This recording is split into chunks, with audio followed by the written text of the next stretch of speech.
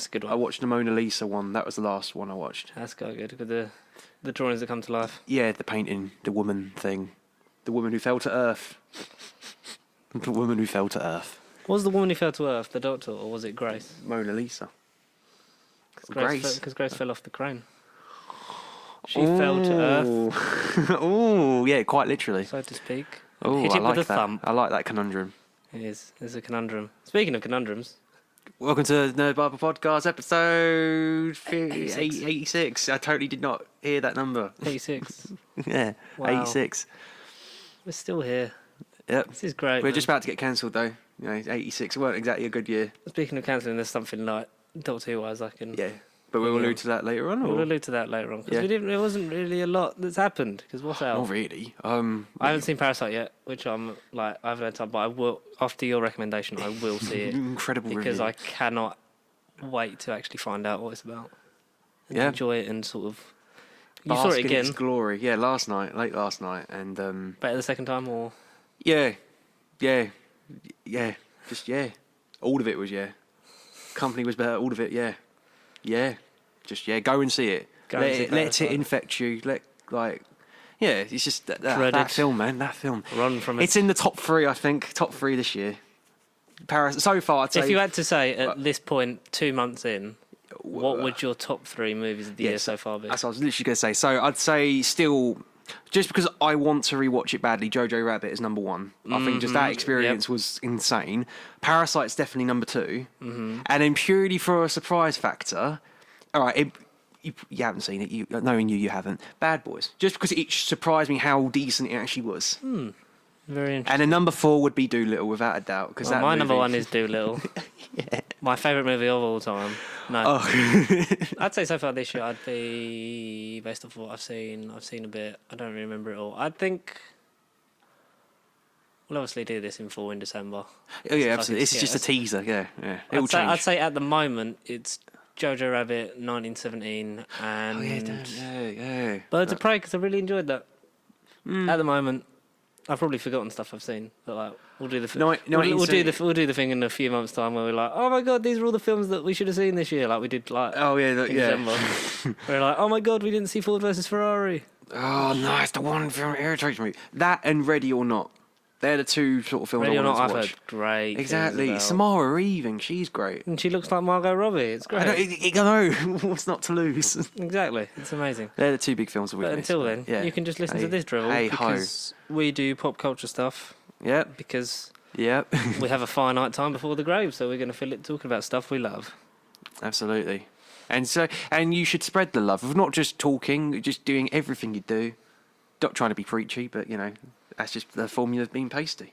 You would know if you gave this video a cheeky little like. Hey, well done, Mason. And the cheeky subscription would be nice. Free of charge, of course. Friday Dark Waters comes out, which I do want to see. I thought it was next month. Is it this Friday? Friday the 28th of February. Oh. Invisible Man is also out the same. The sort of revival of... Curious about that one. The Dark Universe. Curious. Onward. Yeah. Oh, yeah, the Pixar thing. 6th of March. Okay, yeah. That's very close.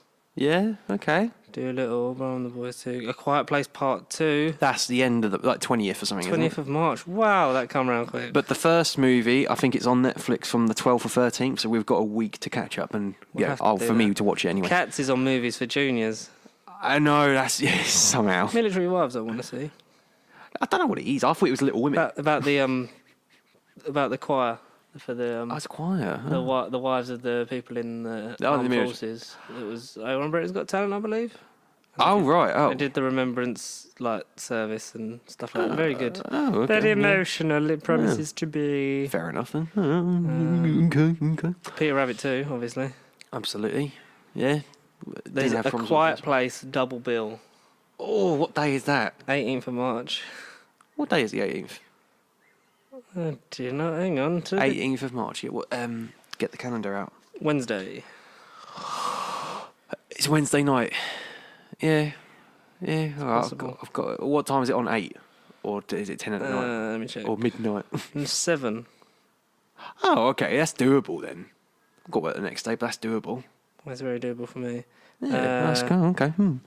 I like the sound of it. What's on time today? Just get a check Yeah, about Call of the Wild that I've heard weird things about because that's Harrison Ford and a dog. Ford, yeah. Yeah. Parasite's still on. Need to see that. Greed. Fuck. Yeah, that Need came to out see like last Greed. week. Yeah, Greed. Yeah, Greed. I literally said to everyone, this March is going to be really quiet, but we counted about 5 things that we wanted to see. Lots of things that we should see. Still Queen and Slim at Enfield, but I give up on that. Bahoot Part 1, The Haunted Ship.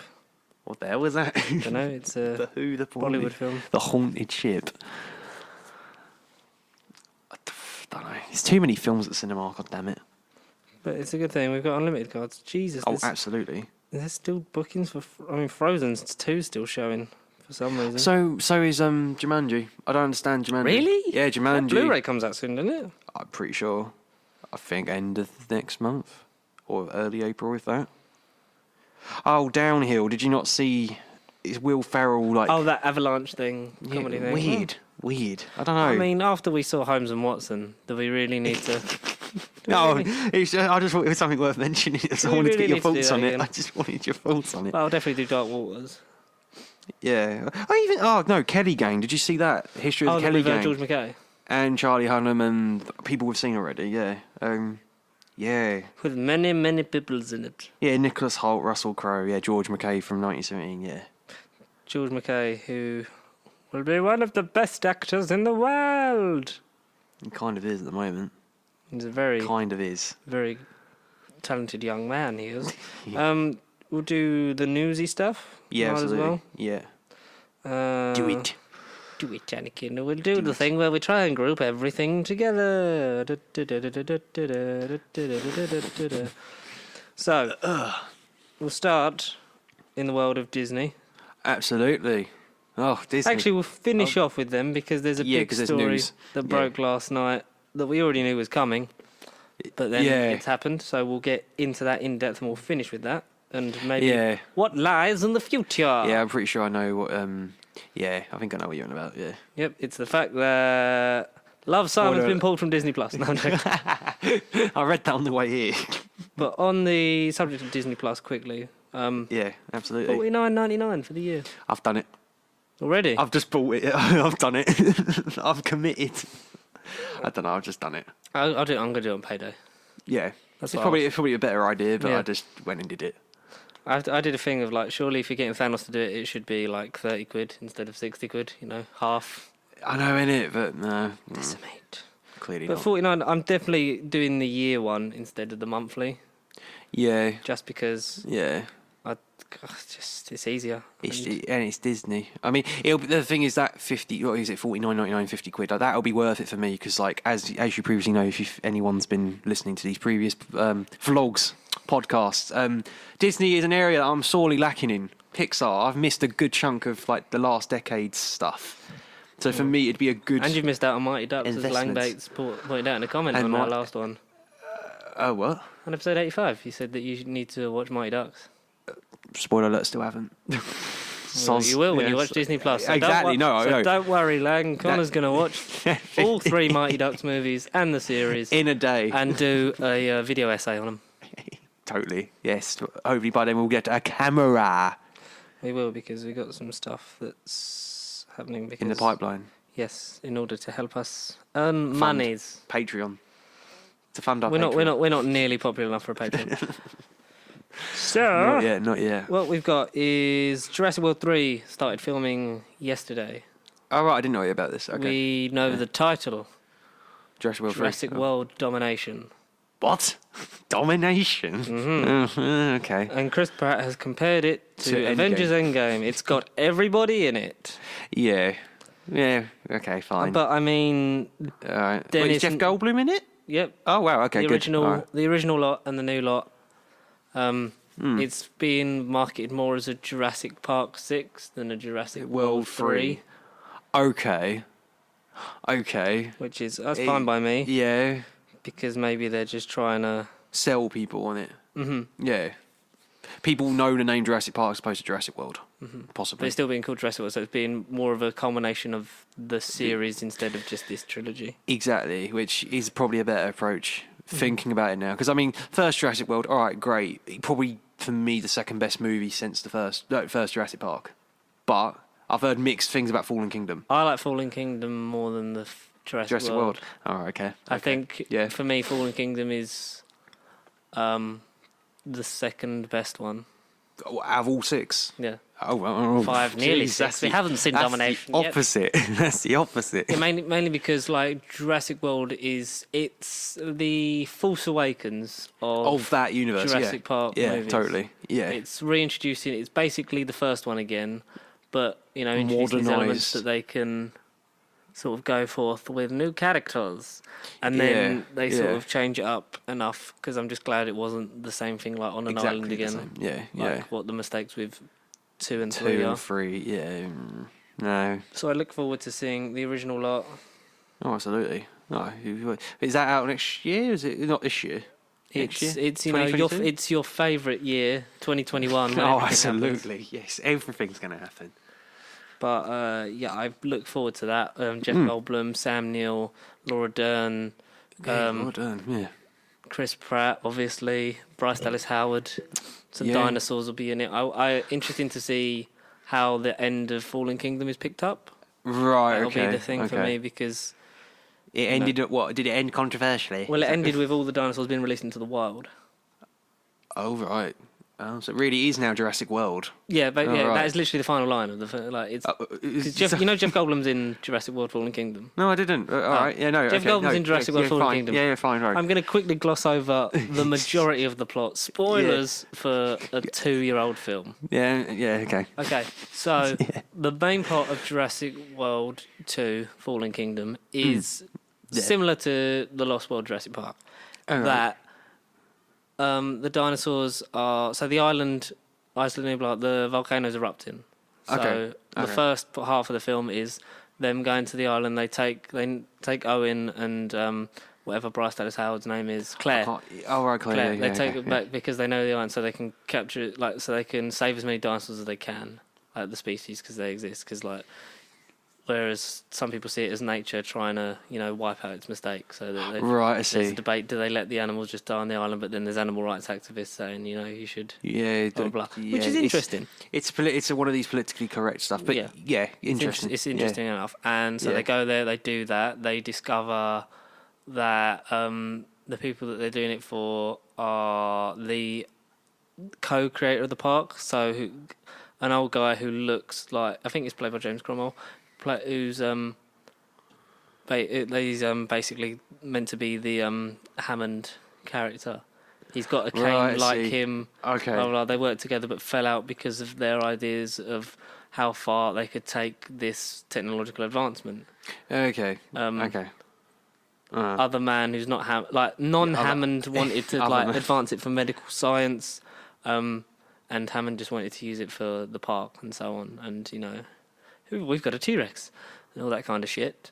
There's a big house. There's a little girl that's his granddaughter, and the person who runs this side of the business is then selling the animals at auction to these billionaires to try and raise money because Henry Wu, the doctor from the first creates another sort of thingy one, the Indomiraptor. Okay, yeah. That's basically the Indominus Rex, but Velociraptor, modified, more violent and trained to kill on command. Oh. So they're trying to militarize it, and then it gets sold. It escapes, and it's like a chase through an abandoned house between the main 3 heroes. And so in the second half, it's just like a big run around thing, kind of thing. Yeah. Stop this monster. Yeah. Okay. And then they're all the dinosaurs that were being sold, but they haven't been let out of the holding facilities under the house. So the gas is escaping, and it's another thing of do we let this box out or not? Blah blah blah. You find out that the granddaughter's actually not his granddaughter. It's a clone of his daughter because his daughter died in a car crash. So that's what he used the cloning process for. Right. To essentially make another version of his daughter. Huh. And so she sets the animals free because they're alive. So. Yeah, if she's let to live, then they should be. Why shouldn't they be? Yeah, okay. And it interjects with some cuts between Jeff Goldblum is on trial because not on trial. He's giving evidence because of his involvement with the previous stuff. Yeah, the films. Saying that Hammond didn't know, like, once you open the box, you can't get it back in and stuff, blah blah blah. And then when it's released into it's like, we are literally in Jurassic World. Oh, like the final line is essentially him going, "Welcome to Jurassic World," and then cut to black. And there's a T-Rex that like breaks into a zoo and roars at a lion, and then Blue runs off on her own through the Nevada desert, I think. And there you see a flock of pterodactyls like flying over the coastline. That actually sounds great. I want to watch it when I get home now. And then that will apparently, the third film will apparently deal with this new world that we're living in. You'll come through a communication, yeah. Yeah. That's I want to watch it now. Kingdom. I do actually want to watch it. And it was good. It sounds really better than the first, to me. I loved it. I don't know why people are mixed. It sounds great. Yeah, and if you watched it in 4DX, you got whiplash from the avalanche scene from the trailer. It was literally just 10 minutes of the chair going back and forth. Yeah. Oh, okay. Well, no, I'll give that a shout then. Yeah, I would, because if you're interested, the 4K in HMV is £4 more expensive for the Steelbook. And the Steelbook's very nice. Okay. Got to get that cheap plug-in. Save HMV. Let's save HMV, but also, like, Steelbooks are great. Because you sent me the Doctor Who Series 12 one, and that looked really nice. Oh, well, but also that's for you and your collection, though. And I know, like, George probably hasn't seen it because I think it was literally 2 hours after the post was uploaded. I was like, oh my god! I was like, there you go. And someone put it on Twitter. It was like the Series 11 one with the Series 12 one. I was like, this speaks volumes on how like the quality difference in like series. Artists. Well, yeah, no. Is it made by the same bloke who's done them, or? I think it's a completely different artist on this one, which is and, nice. And individual taste. Apart from, I think, the first 2 new series steelbooks, I think everyone's been done by a different artist, which is nice. But they share a similar vibes, like stylistic. Kind of like the collection, but slightly different colours ish. But Lee Binding does all of them, I believe. Yeah, which is good, and no one should touch them apart from him. Apparently, according to Gallifrey Base, I saw this from Matthew Purchase on Twitter. All right. That some reissues of the Series 12 collection have Series 10 discs in them. Huh. Huh. Yeah. Series 10 discs. Oh no. Why is Series 12 the hard? Like, it's why is it the hardest season? I know they've improved like the process as they've gone along, so surely it would be easy to just go. All they would have to do is reprint it, refine it, and then send it out. Just bish bash bosh. But it's not like they have to make it from scratch again, is it? Well, what the hell?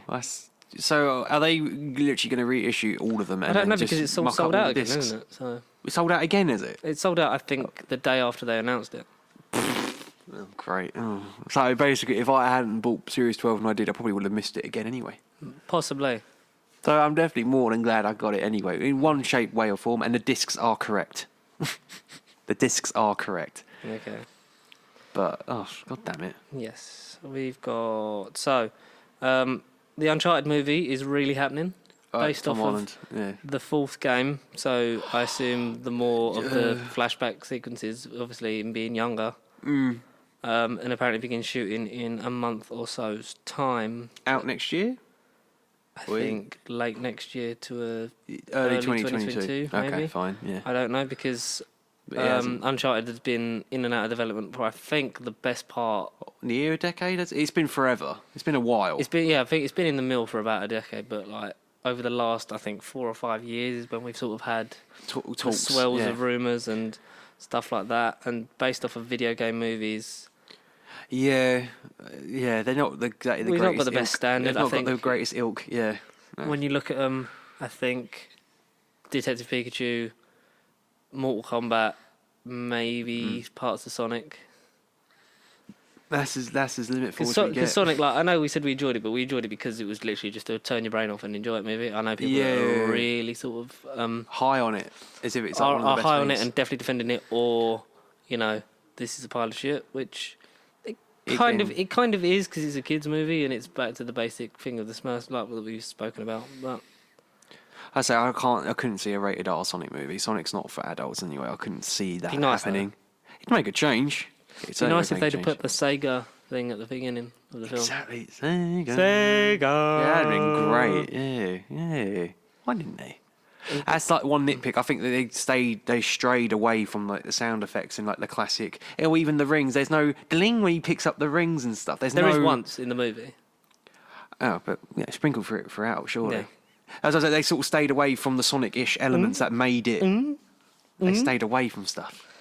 It's irritating. It is. It was a bit irritating, but, you know, kids liked it, and that's the main thing. And We'll apparently there's going to be the long-awaited Borderlands video game movie is shooting this year with director Eli Roth. What has he done? Eli Roth. I know the name, but I can't think what you. I do not know. Eli Roth. I do know that name from somewhere. But Borderlands is shooting. Ryan Reynolds as Handsome Jack or Ryan Gosling. Do you know who I would cast as Handsome Jack? Yeah, John Hamm. Yeah, John Hamm would work. It's part of my ongoing campaign to get John Hamm in more things. Yeah. I think I can see all do three you know of who those. I think would be good? John Krasinski. Yeah. Oh my god. Yeah. So literally all four of these names. Yeah. Yeah. Yeah. I can see any of them as Andrew. But yeah, John Krasinski. Looking at his face, and he could be the. Not. I've seen. And it'd be nice to see him play sort of a different role, like a lovable arsehole, because you know he's played Jim. He's played the nice man in A Quiet Place. Right. He's really good as Jack Ryan in that Amazon Tom TV Clancy series. Yeah. Actually, I will Google that out of interest for the Handsome Jack casting. Do it. Why the hell not? Live on the air. Billie Eilish, who sung the new James Bond theme, No Time to Die. Have you listened to it? Not yet. It's very good. You like it, okay? I think He it's gets the George Pacey seal of approval. I think it's better than the Writings on the Wall from Sam Smith. But Okay, it doesn't. yeah. The one thing that it doesn't have that does is the big sort of bombastic finish. Right. of the Okay. orchestra, which I think that if you had that, then it would be like it would slap a hell of a lot harder than it does. Top three songs. But she's been saying that she thinks Michael B. Jordan would kill it as the next James Bond, and this has sparked up a debate. Uh-huh.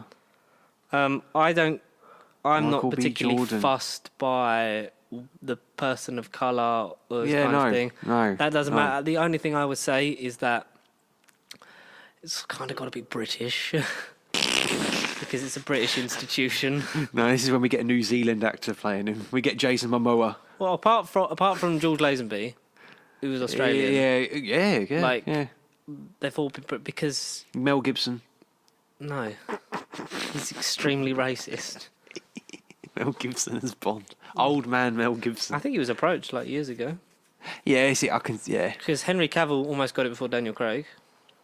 Henry Cavill... Years ago. Did he? But he was deemed too young. Well, yeah. I'd say him now, yeah, but... No, yeah, because you get a good few movies out of him. Yeah. Obviously, Idris is the one they go to, but I think Idris, being a similar age to Craig, is a bit of a sideways step. Yeah, exactly. Yeah. Because then you're going to get less films out of him because... He's on his older. last... Yeah. Well, not on his last, but like he's going to not be able to, especially when you look at the times between... He's gonna need a tricycle. When you look at the times between these movies, like it's 14 years since the first Daniel Craig one. He was announced like mid-2005, so like for over 15 years 15 he's been years. Bond. But Really, he's done 5... Because... So Casino Royale 2006, 2008 for Quantum of Solace, 2012, so that's 4, and then another 3 years for Spectre. 3 years for Spectre, and then another 5 years for No Time to Die. Yeah. If you do that for Idris, he'll be extremely old. Not that he wouldn't be able to do it. I'd love to see him do like a couple, but I don't think you'd get Longevity out of it. No. Yeah. Someone like Michael B. Jordan is like a young actor, but obviously, like I think, Not since British. since Brexit, we need to keep a few things. Oh, yeah. It's all we've got. Keep the standards. No, but I think he would be great, and I think that Labour. because there are rumours that Bond will die in No Time to Die, which would either set the stage for them to carry on. Janet Bond. No, to carry on the Bond franchise just as like whoever's in the role of 007, which then allows for a more diverse thing of casting. Because I know Lashana Lynch is 007 in This at the new time one. because Craig's retired. So they would it would be interesting to see them carry on this version of continuity because it's proved so important, and then just have someone else because Bond's not in the title; it's just 007. Yeah, Which then true. Lends to the code name and could do it, but then I think they're just going to do the thing where they recast and reboot. Yeah, and gloss over it. But Okay. I would like to see. I think Daniel Kaluuya could do it. Yeah. I think, especially with what Get he's done Out and Get Out, he's proved that He'd he be can up for it. hold his own. I would see anything with him in it. I think Michael Ward as well from Top Boy. I know he's a lot younger, but I think he's on the rise to superstardom. Right. After being in Top Boy and Blue Story, and I think that would be a nice... He was in Blue Story as well? Yeah. Oh, okay. I haven't seen either, so alright. Blue Story, quite good. Yeah, that's just one of the few I did miss, but yeah. Yes, so that's... Okay. Would it bother you who Bond is? Not really, no. I know we've spoken before about how Barbara Broccoli said, like, it's never going to be a straight, like, gender flip thing. Yeah. Because it shouldn't be. Like we've said, I think we bang on about this countless times. Write original parts for women. You know? Exactly. Expand on the universe. Make a side character have their own version of the franchise if you're that desperate for it, and then have them cross over and have an impact on the franchise as a whole. Then build write franchises of their own. Then build a James Bond universe and do the MCU and or just just write part like Atomic Blonde. It's great, and it's a woman. It's like female John Wick. Write these parts for women. It's simple as. Don't be fucking lazy, man. It's Hollywood. I wouldn't be if I was Hollywood. No, unfortunately, we're not. We're not. We're very, very far from it. We're not even London. That's how far we are. London, 1962. Madam, what year is this? What year is this? Yes, Jurassic World Domination. There's that picture there. Blah blah blah. A lot more Disney stuff here, and Too many the new stuff. Catwoman costume revealed in the Batman set photos, apparently. Right. It was like more of a Not heard Michelle of this. Pfeiffer-ish look to it. Oh, okay. Which I think we'll get in another sort of weird Thank God it's not camera after. test thing. Thank God it's not after Halle Berry's suit then. Yeah, I'd rather that's the thing. Michelle Pfeiffer. It's a full thing, like Yeah. Michelle Pfeiffer-ish / whatever the person who played her in Gotham. Oh yeah, That kind of look to it. Cameron Barganovia or something. Yeah, Cameron. I think her name was like. Yeah, Cameron. let's go with that. Cameron. That's the name. Yeah, something along those lines. The Witcher 2 news that Michael Keaton and Mads Mikkelsen rejected Netflix's Vesemir offer, which is A shame. surprising. Shame. But I feel like this show, as it goes on, will then start to draw a lot bigger names into it. Oh, hopefully so. Because we've got With more interesting roles and scripts, but yeah. We've got the new cast for The Witcher season 2 because it's gone into production. It's Already. filming, I think. Yeah. Because it comes out in beginning of next year. I think so. Yeah. Yasin Ator as Cohen. Agnes Bjorn as Verena. Paul Bullion as Lambert. Okay. Christopher Hiveju as Nevellin. Drew Erstid Ramuson as Eskel. Aisha Fabian Ross as Lydia. And Mekia Simpson as Francesca. So none of those names from the games ring no bells. Because it's based off of the books, It's based goddammit. on the books, but then it's all meant to intertwine, surely. But no. I need to do The Witcher, but I just haven't Had the energy. I haven't had the been energy. like fully grabbed by it, and I just haven't had the time to sort of sit down and force myself to do it. Oh, absolutely. Same problem. I will look at doing it when I have the time. The Nicolas Cage movie that we've talked about, where he's an exaggerated version of himself. Oh yes, briefly. Yeah. Apparently, it will recreate scenes from Face Off and Con Air in his crazy meta movie. Great. I love those. I love those movies. And apparently, it's called The Unbearable Weight of Massive Talent. Great. That's tipped to be, if that comes out this year, my favourite film of the year. Oh please. I love meta Nick Cage. Like, what's your favourite Nick Cage movie? From the few, I would probably say Face Off. I love Face Off. I love how ridiculous the National Treasure ones are. Yeah. Oh, He's been in way too many movies. His and I've hardly CGI seen him. abs in Ghost Rider 1. Yeah. Con Air, obviously. The Drive Angry, which I told you about before. Have you managed to catch that yet? Drive Angry. Oh, you did mention. No, I haven't. No, but you did. Yeah. It's a very cheap Blu-ray, Connor. It's a very cheap. It's very cheap.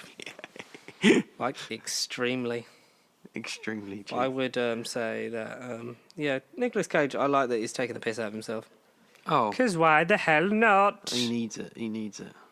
HBO Max is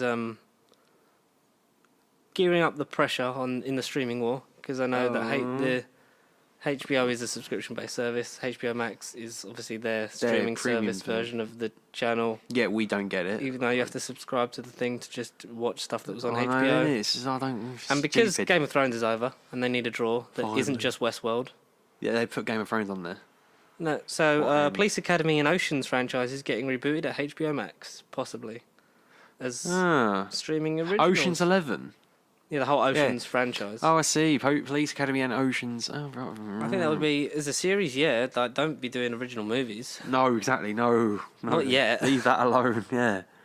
Series. Stuff like this and Apple, because Apple TV's got that Jennifer Aniston show and that Jason Momoa show. I know Apple TV. I don't. Apple TV Plus. Oh, right. Sorry. Yeah. Sorry, that was my fault. Apple TV Plus is the one where you pay for it. Oh, dear. They've all got to sort of have a plug, and there's too many streaming. So I know we said that, but like we're going to get Disney Plus because we're slaves to consumerism. And we've talked about it for the best part of a year now. So. And plus £50 for a year. It's passable. It's passable. That's what I'm going to do. Paying for it for a year is so much better. So we'll have to see, because they're also doing a Friends reunion episode. I know, that was the only real bit of news I can think of going into today. But also, we've seen have you seen the In-Betweeners reunion episode that was out a while ago? Oh. I think it was out. Must have done. I think I did, but I can't last year or remember. a couple of years ago for a 10-year anniversary of In-Betweeners or something like that. And it was terrible. Because it wasn't a new episode of the show, which is what it was pitched at. Like, it's what it sort of leaked as. Like, people were like, oh, they're getting together for like a brand new episode. Yeah, and it just it was just them talking about things. And I think that's what the Friends one's going to be. And it's going to be the draw of like people subscribing to HBO and then forgetting to cancel it will be how they make their money off of that. Because I don't think the Americans will put that much money into getting all those actors back in one place. It's crafty. Yeah. But we shall see what happens with it. We'll do Doctor Who news and then the episode and then go into Disney. Yeah. So, Piers Wenger, former producer of the BBC's Doctor Who. Okay. The Moffat years, so series 5 and 6. And I think 2010 to like 40, 15? To 2012. I 2012, think just before series 7, because series 7 was Caroline Skinner, I think. If I know my Doctor Who history, which I think I do, I think they were just, he did the Doctor Wheel and the Wardrobe and then left, and Beth Willis, who joined the same time, left after Wedding of River Song, so it was literally like one episode extra. And that's coincidentally when Stephen Moffat had less control over him, because they all left, and then Caroline Skinner didn't really argue with anything, and then he had Brian Mitchin, and then Oh, okay. Not that I'm blaming him. No. But that's when the show went downhill. Okay, and he's now head of drama at the BBC. Oh, right, okay. And he had this statement to say about Doctor Who and the recent ratings. Go on then, hit me. I worked on Doctor Who myself. I produced it for many years. Not really. I mean, on and 2 off or 3 maybe. Yeah. I can honestly say that I don't think it's been in better health editorially. I think it's fantastic. It's an incredibly important show for younger audiences, still watched by families in a world where there are fewer and fewer shows that have the power to do that. So it will always be important for us. I think it's a very long way away from wanting to be rested. Yeah, I've heard that bit before. Yeah, a long, long way for it to be rested. Which I think is true. It's true, yeah. Yes. I agree with that for the most part, yeah. So, anyone who doesn't know Mr. TARDIS... Reviews. Trilby Reviews on Twitter. Had this to say because he quote tweeted it and said, honestly, I think it's at least 3 series of the show left, worst case scenario. The BBC as a public service broadcaster would want another sci-fi show to take Doctor Who's place if they ever got rid of it, but they'd probably deem it safer to keep a known property.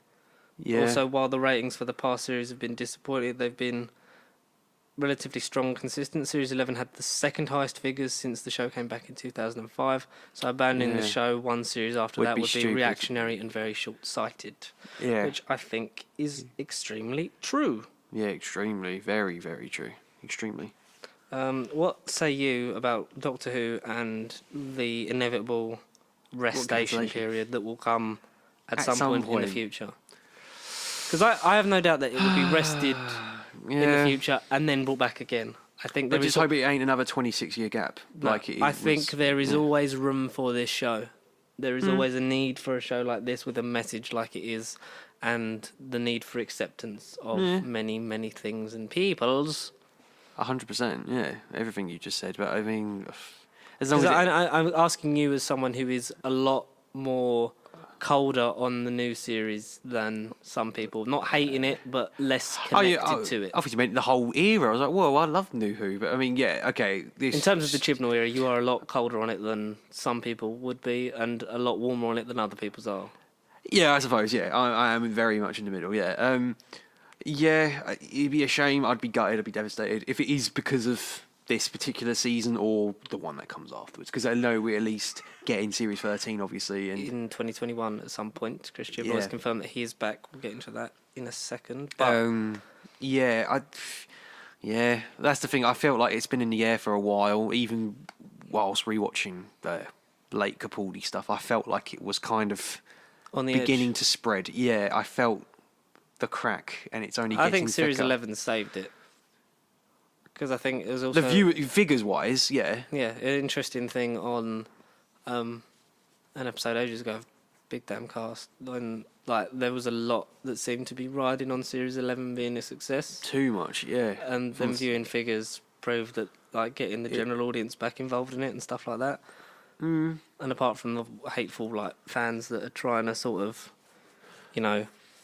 bomb the series itself, it's... What was the figures? 11 million? I think that Mr. Tires did a good breakdown of all that last series. Yeah. So I would suggest his view. I think it was 12 or so million for Woman Who Fell to Earth, and there is a natural decline in viewing figures as the series goes on. Yeah, that's kind of with everything, yeah. And the way that media is consumed now is completely different, because when you look at Series 4, there wasn't necessarily...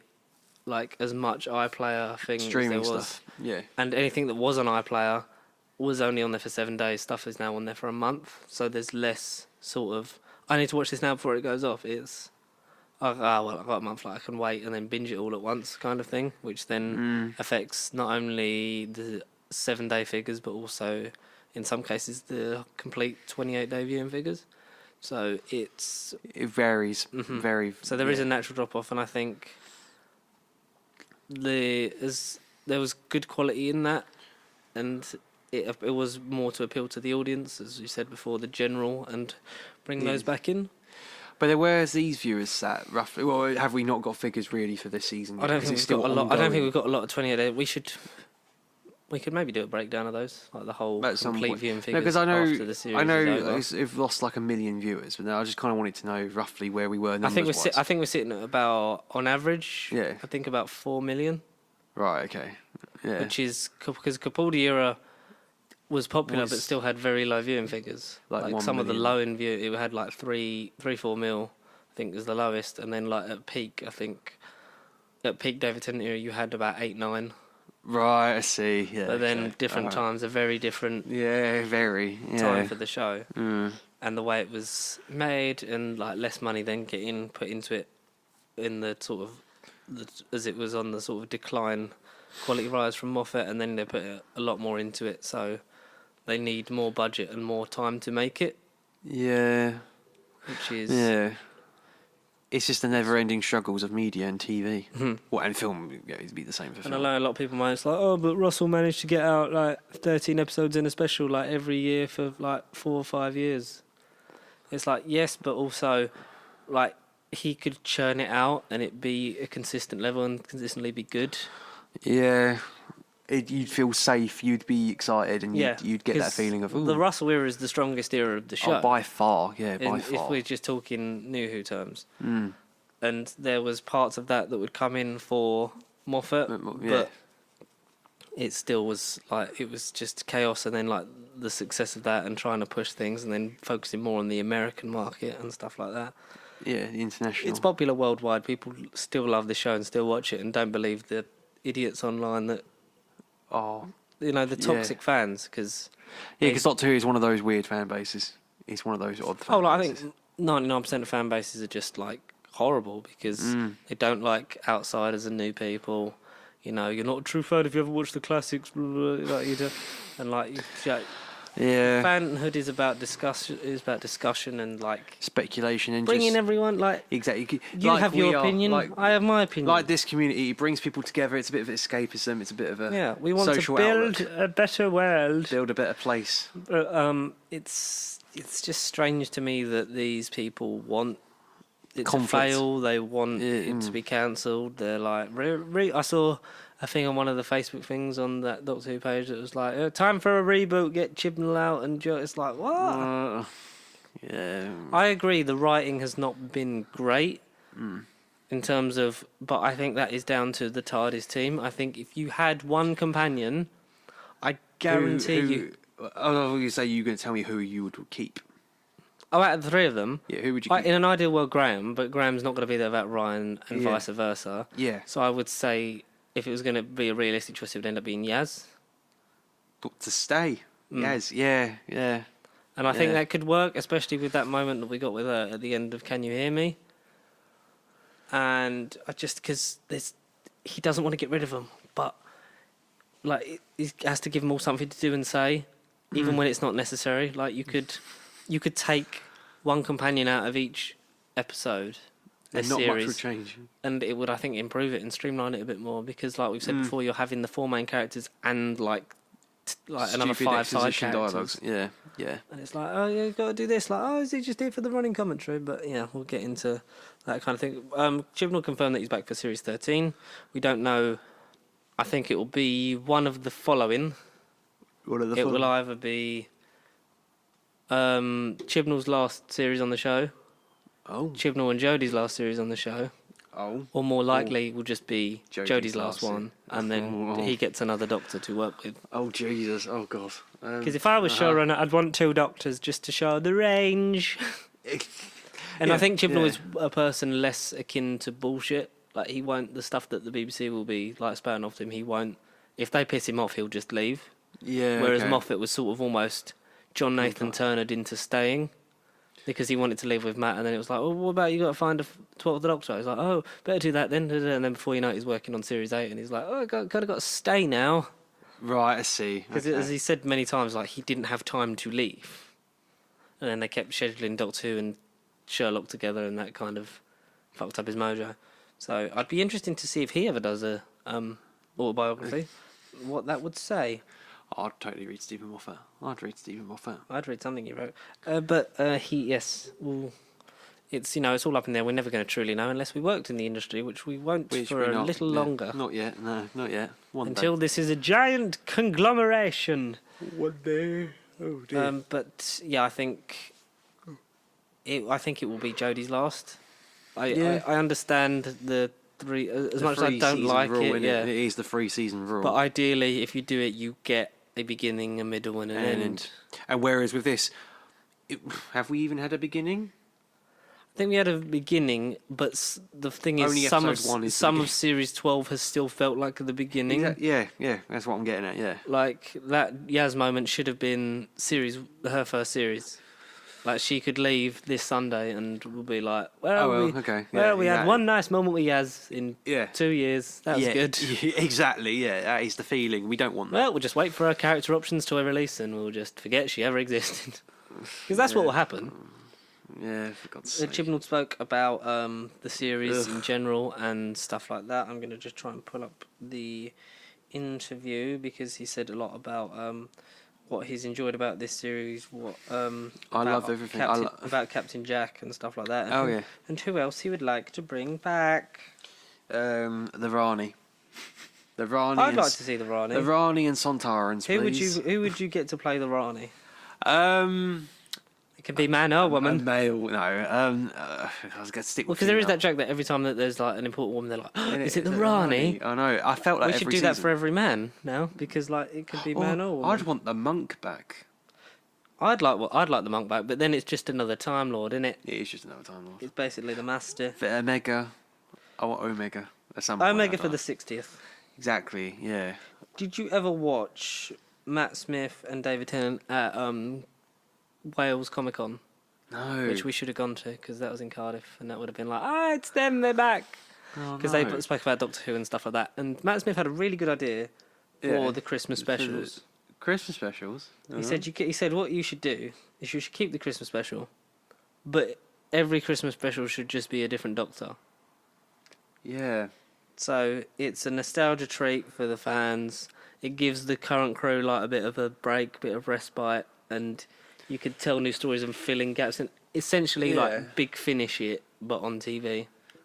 So you'd get an episode that just happens to be on at Christmas, but so you get one random Christopher Eccleston. I'd love it. I would love a Christopher Eccleston, a Christmas special. Eccleston special. Imagine if we got another TV appearance of Paul McGann. Yeah. Imagine where he confirms all of Big Finish's canon. What if all of his stuff is canon? Imagine if we actually got a send off for the Sixth Doctor that bridged the gap. A proper TV spin off. Yeah.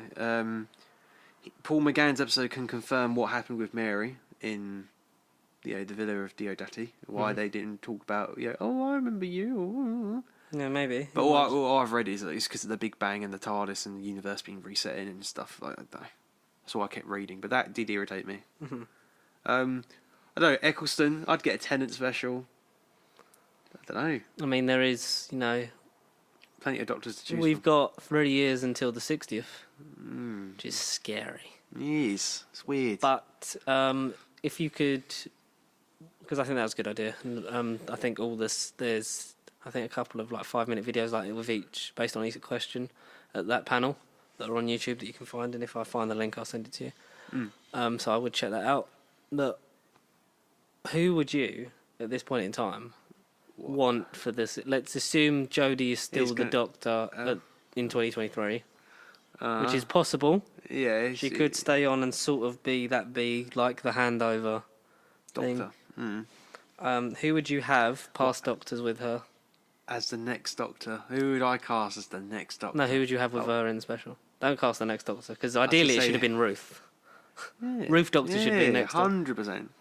Or maybe they'll just retroactively do that. Someone said maybe she's really far in the future, that she's just so far disconnected that she's 20 bodies down the line that she just doesn't remember.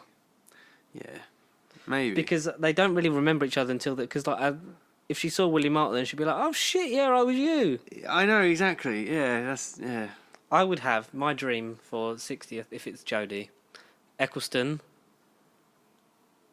Are we doing the three rule? I guess, yeah. 3 Doctors you would have: Eccleston, Jodie, and Capaldi. Ooh. Or do a 5 Doctors and do all the new series Doctors. Just do them all. Yeah. And trap Christopher Eccleston in. I'm stuck in the sodding time vortex again.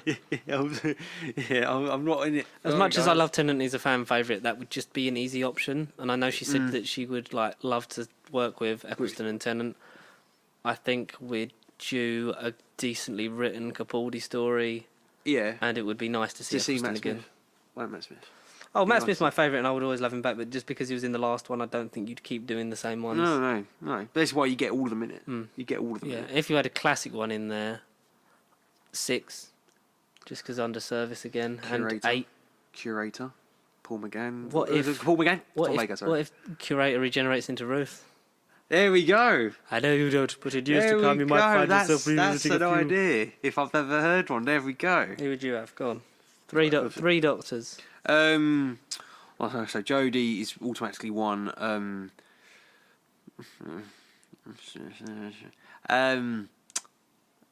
Eccleston, purely because of the fact that he's been so anti-Doctor Who, and I think he's really come back into it. It'd be the best feeling as a fan to be like, "Oh wow, you're actually back." It would be the best, because I think he regretted not doing the 50th. Yeah, he but definitely the part regretted for him was basically the War Doctor, but it wouldn't make sense canonically, because I always imagined that Paul McGann did it. Exactly. Yeah. And it'd be nice to see, would have been nice to see, as much as John Hurt's a great actor, I don't like the War Doctor. When you delve deeper than the surface, it just annoys me. It just isn't there. And it would have been nice to see the Victorian suave, buccaneer, travelling man turn to violence and literally brought down to his knees. Beautiful concept. And I think that's what initially could have been. Yeah. So you'd have Eccleston and Smith. Ooh. Smith, just to... I would love to see Eccleston and Smith play off each other. Yeah, that's what I mean. Yeah, Eccleston and Smith. I don't know. Because you see that evolution from his character of 9 to 11, and 100%. It's literally They're dead serious just changes his jumper to a very silly. Very silly, wibbly-wobbly fun man. It's like a special effect. Yeah, Eccleston and Smith, I think it would be an interesting pairing if I could pick a couple. Mm-hmm. But then essentially, like you say, I'd rather have all the new series come together. Yeah. But if you could chuck a couple big celebration of, yay! I would chuck the curator in like they did with the 50th just to be like... They're fucking back again. Yes. You saved Gallifrey and the Master fucking bombed it. You bastards. Oh. And then there's another curator played by... Bomb again. Played by Sean Pertwee as John Pertwee. Oh, God. Now, steady on, old chap. That would be confusing. I think you'll find that history can be rewritten at any certain point in time. Or would you do the curator? And then Troughton comes in, played by his son David Troughton. Goodness me. Or would you do... And then David Bradley plays William Hartnell. As a curator? Oh, no. Or would you There's rather too many... I am the original creator, you might say. The curators... As Morbius. Curator who? As Morbius. The brain of Morbius. We get all those blokes with the Victorian moustaches. They're all creators. The curators. And curator. And then we have Sylvester McCoy dressed as Radagast from The Hobbit, pretending to be Merlin. Because why not? Because the Doctor was Merlin. He technically apparently was. He technically was, yeah. Jesus. Question mark. So this, because it draws me to, if you could bring, in the interview with Trish Nibble, if you could bring back anybody, absolutely anybody from the show's history to introduce the 13th Doctor, who would you choose? Because he previously spoke about like what it felt like to bring Jack back, and said it was time because he hadn't, like, it's been a long time and he's so couldn't just transverse that whole universe. Yeah, he is. And we can only hope that he meets the 13th Doctor one day, which he will, because different interviews he's spoken about meeting Jodie and not meeting Jodie, so we can assume that maybe he might turn up at the end of this episode. That'd be nice. We'll talk about it, but who... Well, yeah, there is a bit of a second plot going on in that two-parter, which we won't know until next week. No, we'll have to elaborate on it soon. Yeah, but who is he? So he said, I would really love to bring back Sarah Jane. People working on the show now works with Liz Sladen, and everybody still remembers her fondly and talks about her a lot. I would love to see how she would have played off at the 13th Doctor. I would love to have brought back Harry Sullivan too. Played by the wonderful Ian Marter from Tom Baker's first season. I would have loved to see Sarah and Harry nowadays. Check in with them. It's a credit to those actors. They're incredible in my life and memories, and they are... What the fuck does that say? Indelible in my life and memories, and those of many others. It's so sad that they are no longer with us. To be honest, the canon of Doctor Who is filled with amazing characters. I'd love to see Ace back. Yeah. I'd love to see Tegan back. Oh, yeah. I'd love to see Amy and Rory back. Oh. The list goes on, is what he said. Amy and Rory, yeah, they're good shouts. They're good shouts. I mean, yes, because I think Amy and Rory and the Doctor is the proof that more than one companion can work. 100%. Because that we hadn't had since, I think, for especially Boomtown-wise, Doctor, Rose and Jack. And I like the idea of, like, in the series following that it's like the Doctor calls it the team, like when one of them comes back to help, like Jack, him and Martha, and then Donna, Martha and him, and, you know, all sorts of... And then the big Children of Time bit at the end. So I'd love anyone back, as long as the story fits, as long as it feels right, as long as it's not just a fan service thing. Yeah, just shoehorned, yeah. Because you'll like this one. Go on. Katie Manning herself wants to return to Doctor Who as Jo Grant. In a tweet, states that Jo would adore 13 and be a motherly figure to her and like an eco-granny. Yeah, but I could see that. I love Katie Manning. I could see that. I think she would really mellow Jodie's character. Have you read Sophie Aldred's book, At Childhood's End? Not yet, no. There is. So the audiobook read by Sophie Aldred, Mr. Todd has put up a thing of like him getting choked up, like, listening to it, because it is, like, just so nice to hear, because... So he put on, like, one of the quotes of, like, it's so good to see you again, Ace. And Ace says, blimey, Professor, it really is you. Oh, we need that on screen. Oh, exactly, innit? Blimey, Professor, it really is you. Oh, that is an Ace thing. Connor's going to cry. I can picture it. I can hear it. And in a Q&A with Sacha Dhawan on... the BBC Doctor Who Twitter. Who would you rather play? The Varney, damn it. He revealed that he was asked the question: if you had to face off with any other version of the Doctor apart from Jodie, who would you choose and why? Who did he say? Matt Smith. He said Matt Smith. He said he loved the idea so much, and someone said I love the idea so much that they made some artwork. That's very nice, purpley. Huh. And it'd be nice because Matt never got a master. Yeah, true. Chris never got a master, but there is a comic that was for the 50th. I think it was a 12-issue run, and the last one was called Endgame, where all the companions got captured by the Master. Well, by Adam and the Master, innit? Yeah. And then Adam sacrifices his life, and then all the Doctors with their respective companions attend his funeral, then leave. Yeah. And that's one of the 2 instances of the 11th Doctor meeting the Master, and the only instance of the 9th Doctor meeting the Master. Because inevitably, we would have got a Master with Eccleston if he'd have stayed on, because would the series have just played out if he'd have done series 1, 2 and 3? They would have played out similar, I think. But then, just another sprinkle. Derek Jacobi could have stayed. What if he stayed and Eccleston stayed? Because there was a tweet, I forget who done it, but I replied to it. So basically, like, if you could cast a Master against Eccleston and Smith, who would you choose and why? I said Stephen Graham. Stephen Graham. Yeah. You know who he is? The name escapes me off the top of my head. I'll Google him. He played I'll Google the record guy in Rocket Man. Well, that's shit. Oh no, that one line that cracked me up. Yeah, I know what you mean now. That little guy. Yes. Stephen Graham for Eccleston, and as the Master. Yeah, and for Smith, Renegade Time Lord. because it was like trying to cast like age appropriate and like casting wise what they would have done back then. They said like bonus points for that. And I said for Matt Smith, either Robert Sheehan, who's Nathan in Misfits. Okay, right. And also at the moment in Umbrella Academy with the former Doctor and Tom Hopper, who's also in Merlin. Get a girlfriend, Jeff. Oh, right, yeah, I remember. Yeah, get a girlfriend, And Jeff. if not, Richard Ayoade. Okay. I think that would have been a nice little fit. Okay. But yeah, that was basically what I had to say about the Doctor Who stuff. We'll talk about the episode in a minute. I'll just finish because the Back to the Future musical opened.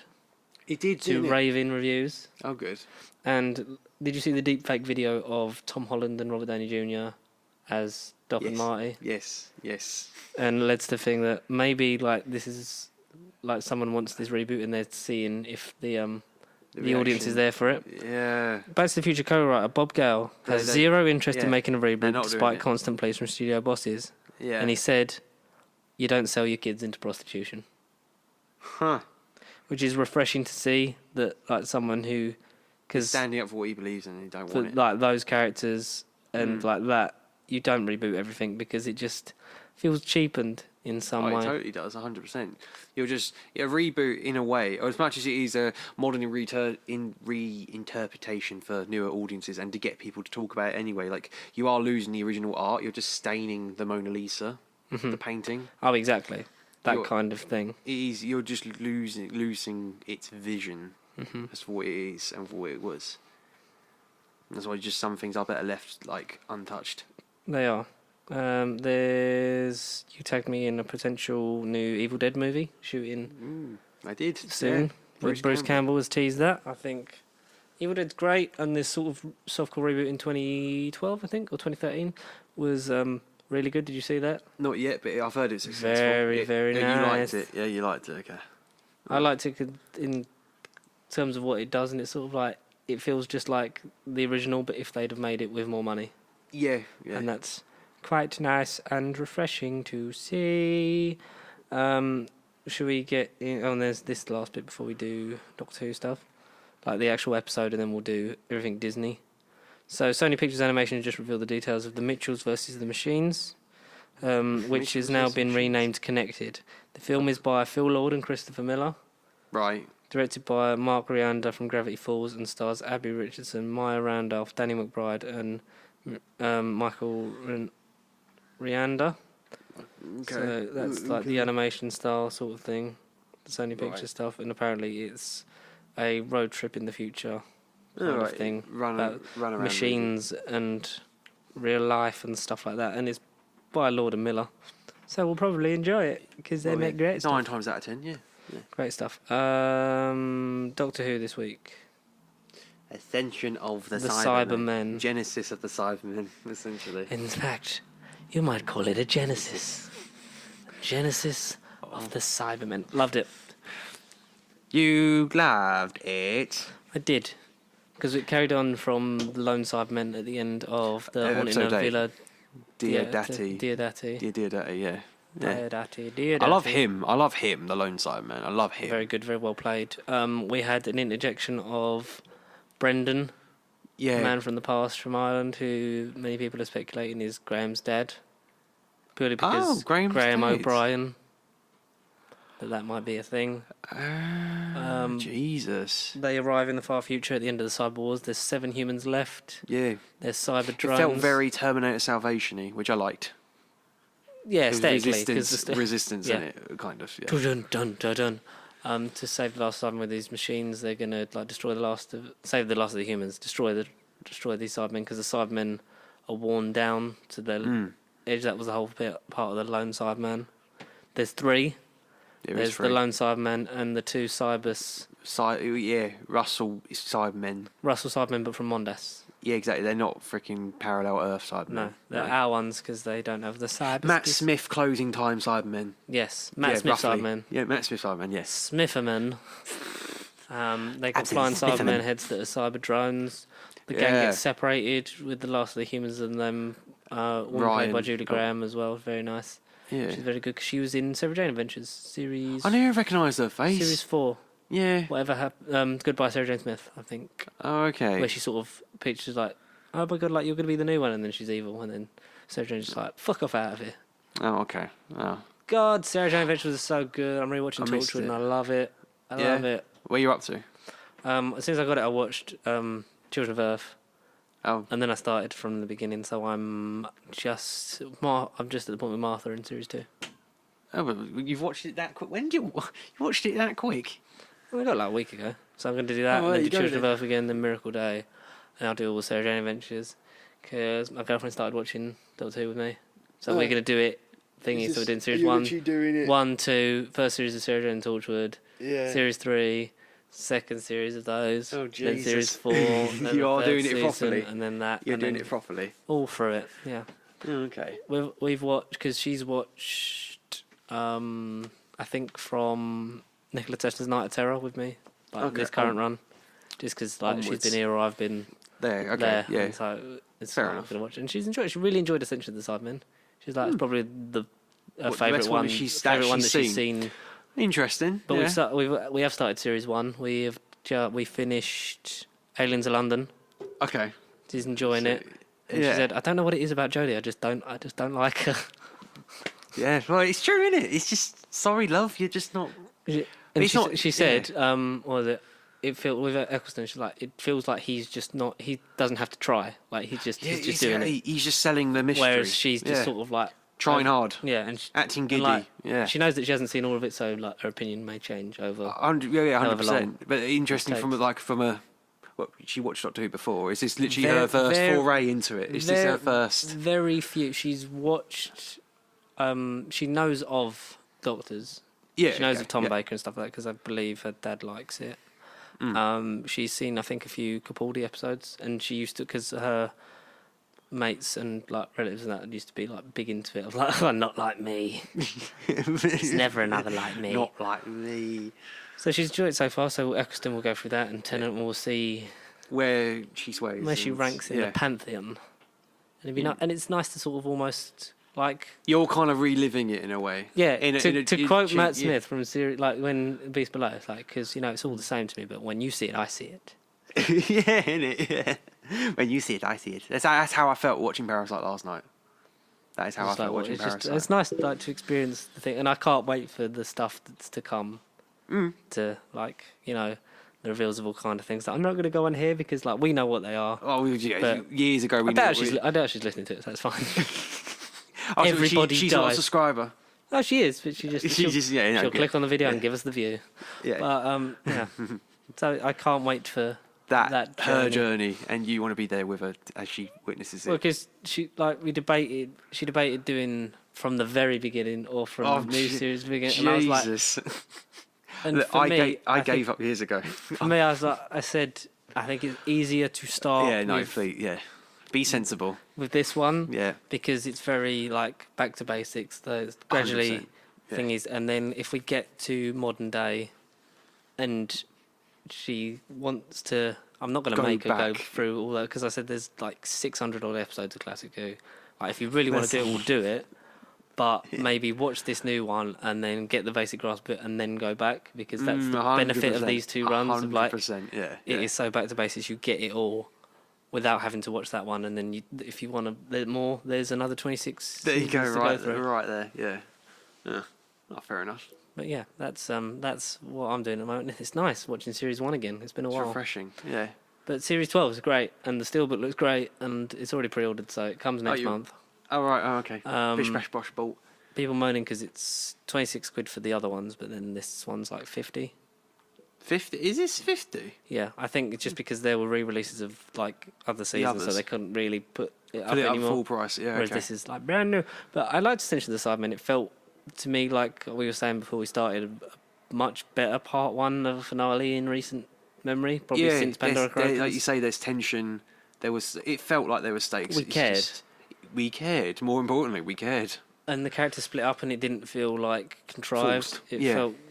It felt appropriate. It was nice to have Graham and Yaz because I don't think we really had that. Not really. Maybe I think there was a huge Ace Creeper on YouTube. Have you heard of him? Rings a bell.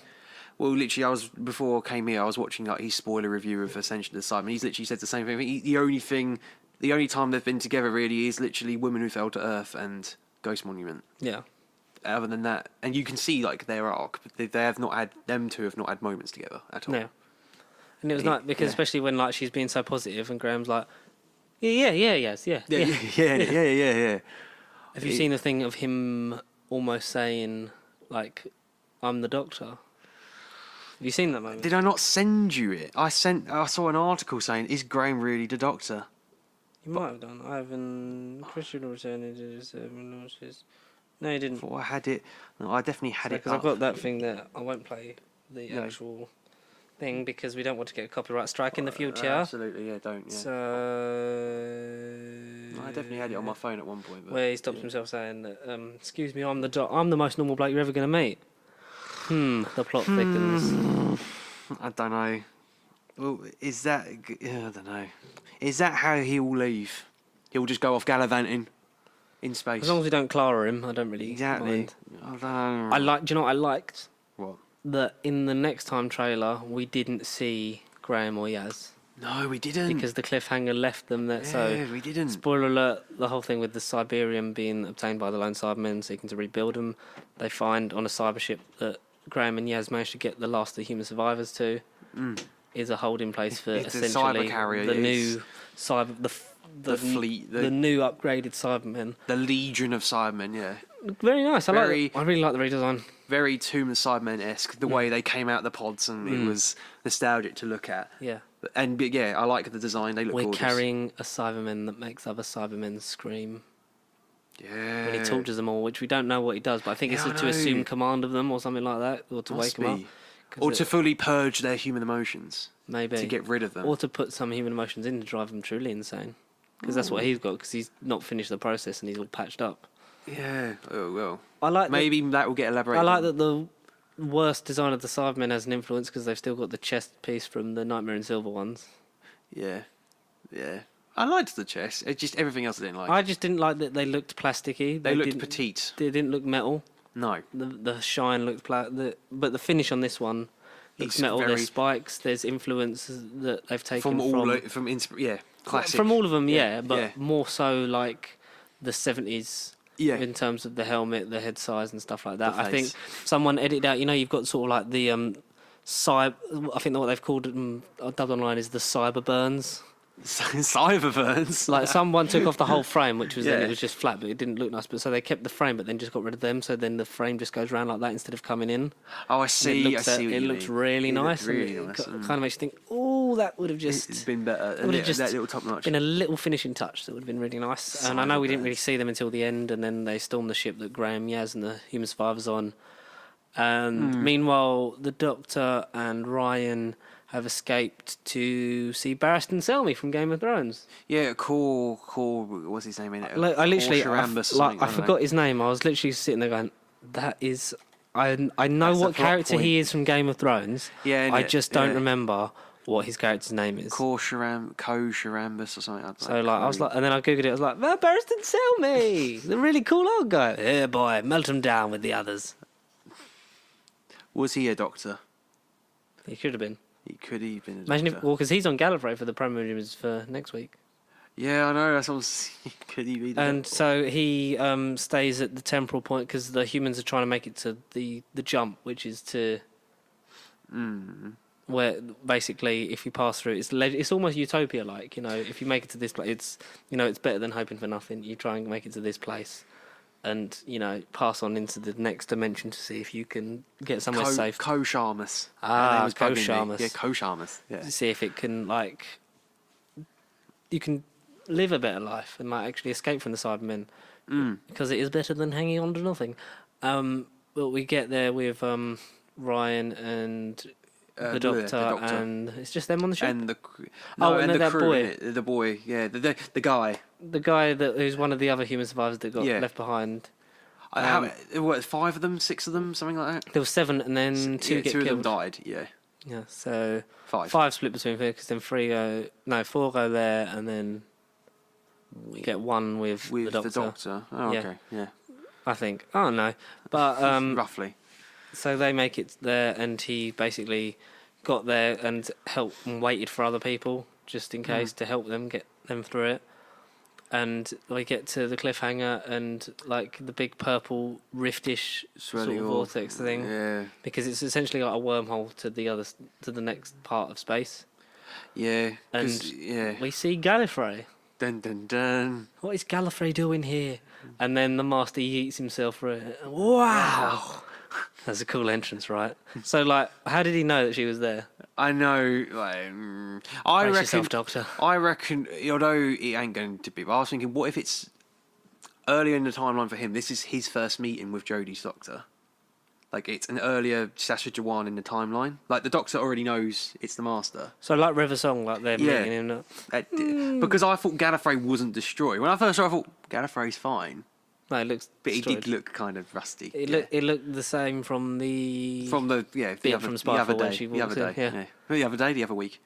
So we'll see where that leads. Hopefully, the Cybermen don't become unimportant, overshadowed, they have everything. Because have you seen that thing of one of the prime images is the Master laughing the Cybermen there, he's laughing sort of at it. Oh, and there's no. the Cyberman going, "Oh no, not you again," and he's like, "I know, right?" Oh no, not you again, you crazy bastard! Not you again. Not you again. We've had a lot of Nick Briggs.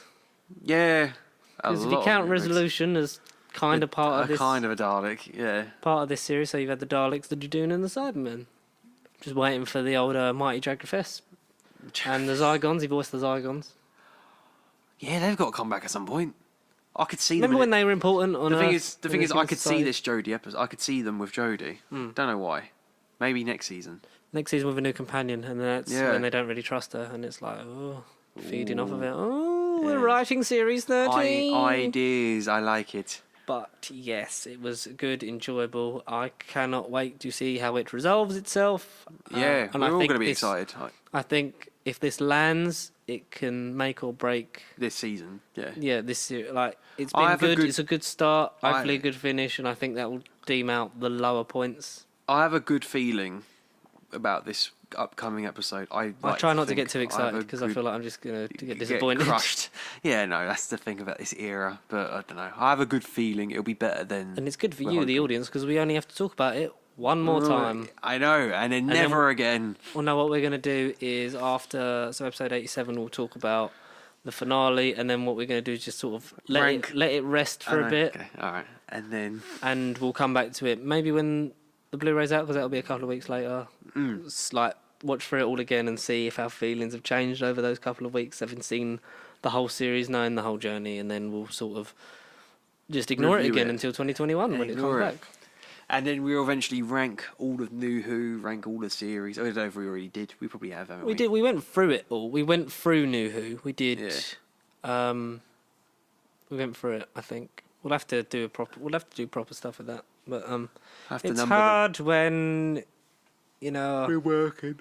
We're working, and our team is we need to come together more. We need to because. Not everyone's sharing the bloody links. I'm the only one sharing the links. We need a social gathering. Yes, and everyone needs to like the videos because I'm liking them. You like them. You love them. You need to like them on yours to get the analytics up because then we'll get into some subscription feeds.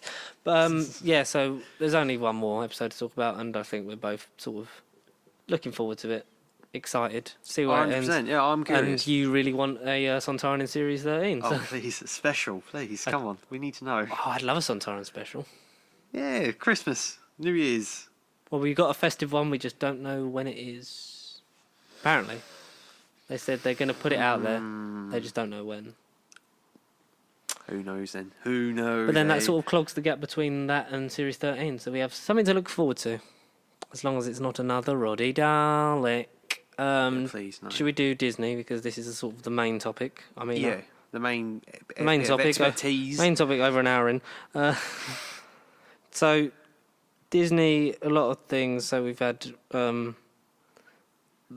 plans for what would have happened to the MCU if Spider-Man had not been in it. There's a YouTube video on that with Tom Holland talking about that during the Onward promotion.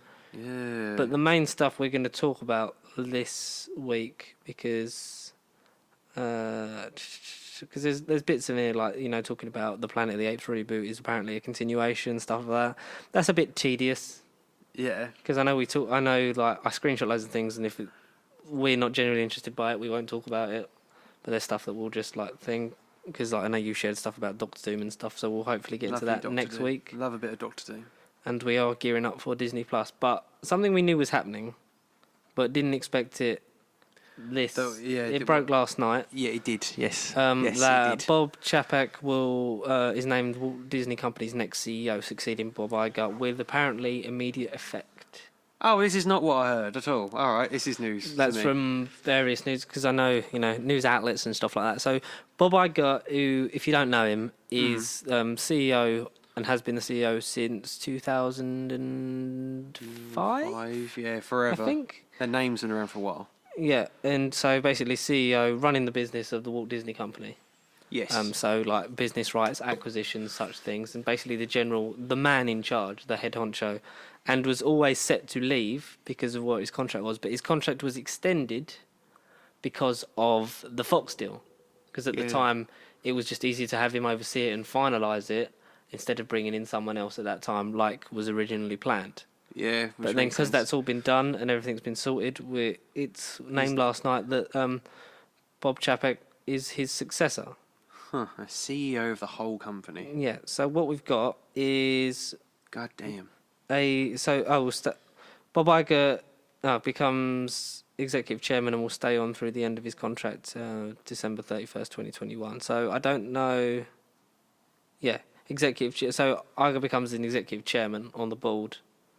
Mr. Iger will direct the company's creative endeavours. Mr. Chapek brings 27 years of successful leadership experience across Disney's parks and consumer products and studio businesses, because he was basically head of the theme parks, which is nice to see. So in the letter, it basically so where's the first sort of bit? So that all that sort of kind of bit, super the role chairman, blah blah blah. With the successful launch of Disney's direct-to-consumer business and integration of 21st Century Fox well underway, I believe this is the optimal time to transition to a new CEO, Mr. Iger said. I have the utmost confidence in Bob and look forward to working closely with him over the next 22 months as he assumes his new role and delves deeper into Disney's multifaceted global business operations, while I continue to focus on the company's creative endeavours. Mr. Iger added, Bob will be the 7th CEO in Disney's nearly 100-year history. He has proven himself exceptionally qualified to lead the company into its next century throughout his career. Bob has led with integrity and conviction, always respecting Disney's rich legacy, but at the same time taking smart, innovative risks for the future. His success over the past 27 years reflects his visionary leadership and strong business growth and stellar results as he consistently achieved his role at parks, consumer products, and the studio. Under Bob's leadership as CEO, our portfolio of great businesses and our amazing and talented people will continue to serve the company and its shareholders well for years to come, is what was issued by him. Kevin Mayo, who runs the streaming side, was tipped to be sort of a successor. Obviously didn't get it. No, well, thought Details on Chapek's contract with Disney, which runs through February 2023, will have a 2.5 million salary with a target bonus of 7.5 and an annual long-term incentive grant of 15 million. Jeez, all those figures. So if we look at the Bob Iger era, because we're going to talk about that and the future of Disney, because we're going to get businessy. So some of Bob Iger's moves during his time as CEO. 2006, buys Pixar for 7.4 million. 2009, buys Marvel for 4 billion. Jeez. 2012, buys Lucasfilm for 4 billion. 2016, opens Shanghai Disneyland. Right. 2018, launches ESPN Plus. Oh, right. 2019, buys Fox assets for 71 billion. 71 billion. And 2019 launches Disney Plus. There's some of just the big stepping stones. He's done. Yeah. Jesus.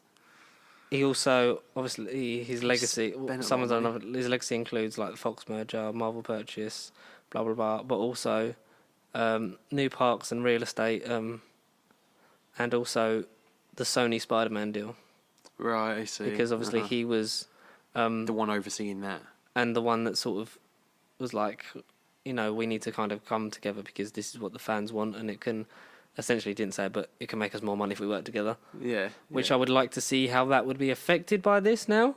I would wonder if that would take a knock, or whether when it comes to re-signing they would or wouldn't. What do you make of this as a business decision? And we're going to try and be businessy. Political. What do you make of the next step for Disney? The next step? Well, I mean, I'd want to say save money, because it sounds like he just spent it, like a good chunk of, over the years, of course, and bearing in mind, Disney now own like a good 80% of the market, like we always say, so they all know they always get some sort of revenue coming in, monthly, weekly, daily. What else can't they do? It just feels like they're on the verge of literally taking over the world. Like, they are just constantly evolving and changing. And I think forever, it seems. It feels right that there's this kind of... Because I know that you wanted to leave, and it was... I think it was like with Feige, because Feige was meant to leave.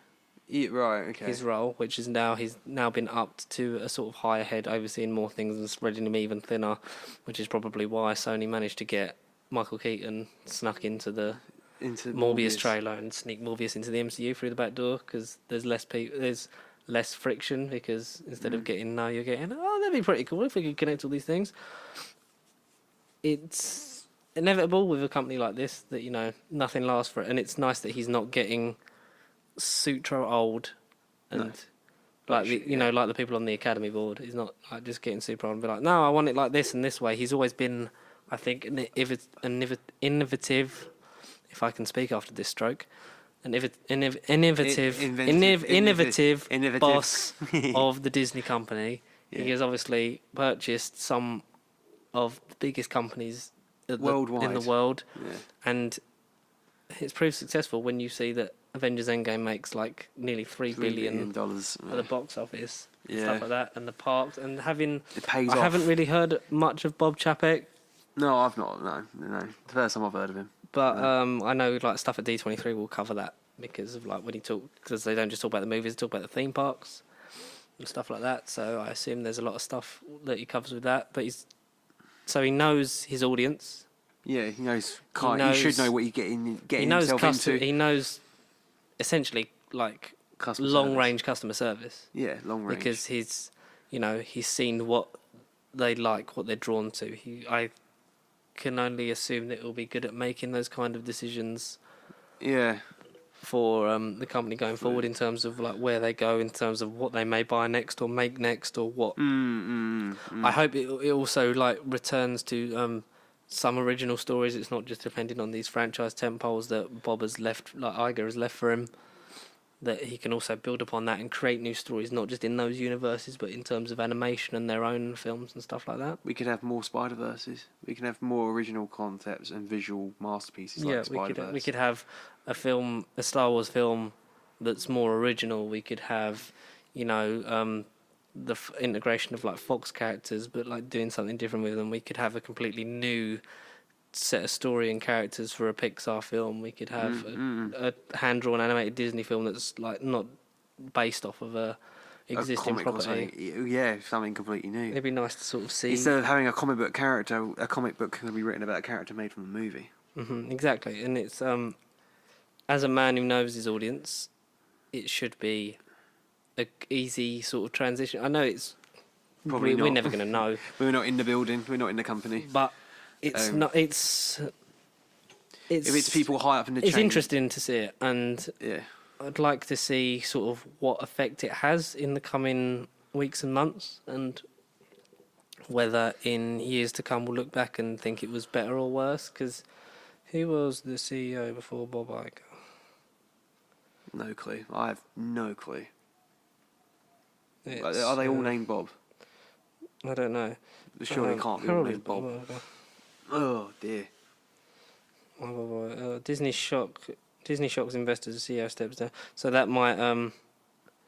Disney lost $13 billion in the market value following Bob Iger's surprise departure, but it was coming for a while. I mean, he was extended by 2 years.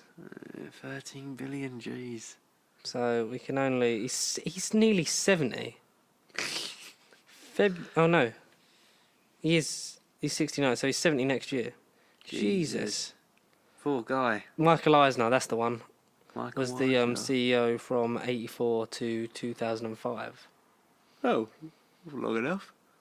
So we'll see. It's it's a long time. He's done a lot with it. He's purchased a lot, and to be fair, it's probably stressful. And he's also said he wants to be more on the creative side and make some creative choices for the company, and he can't do that running the business day to day. Yeah. So becoming an executive chairman and being more on the creative side of it, which is I think where one day Kevin Feige will end up. Yeah. Hopefully. Just give him a rest for a bit. I mean, you make him. He's like the American Russell T Davies. You're making him make too many things and oversee too many things. So it'd be nice to see what effect, if any. Hopefully, Bob Iger has an effect on the creative side. Having sat behind the desk, like, can he actually make the decisions to push them into like, what if we do this with this and stuff like that? It'd be nice to see if he can do that. And it's only going to be a waiting game. With the franchises they have, and over 60% of the market share, you're going to be watching something Disney. We're going to be watching Disney Plus in the weeks to come. Well, absolutely. It's 28 days, something like that. Well, yeah, 24th. You can pre-order it now. You can get the limited edition, $49.99. Limited edition, yeah. Limited offer, really, isn't it? Limited offer. I think it ends the day before Disney Plus comes out. Yeah, which is handy. Okay. So we'll just have to wait and see what kind of thing, because we've never really had to talk about something as politically charged, corporate. Yeah, we've never really been corporate in business. No. We've never been like BBC Business News. But as long as we've been doing this, the company just keeps growing on the day. And the thing is, I feel like an idiot because I just keep missing all their stuff. Like I literally switched off. Like we've mentioned it before, but I switched off when Frozen happened. Because life happened, games happened, and like my social life happened. And like since then... because a lot of that Disney is seen more as just for kids, but when you look at the impact and what they have... it's like, insane what they have a hold on. To this day, still, yeah. And that won't change forever. If anything, like you said, they might get a tighter grip on media and cultural society in general, which is scary. We'll have Disney London offices soon. We'll have freaking Disney. I think there's been rumours of that kind of. I know there's a Disneyland coming to the UK. Is there? Oh, good God. I know there's been plans of that for a while. Whether that actually happens or not. Oh, that will be happen. Nice. That will happen. Yeah, that will happen. We need some revenue because of Brexit. Yeah, no, that definitely will happen. By the time before we're both 30, that will happen. Can you just because 15 years of Bob Iger. Can you imagine where the company will be in in 15 years' time?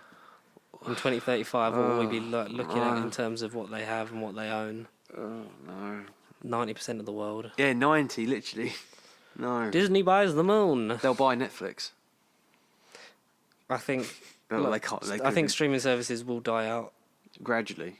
Very gradually. Well, they will, like everything. Everything has its time and everything dies.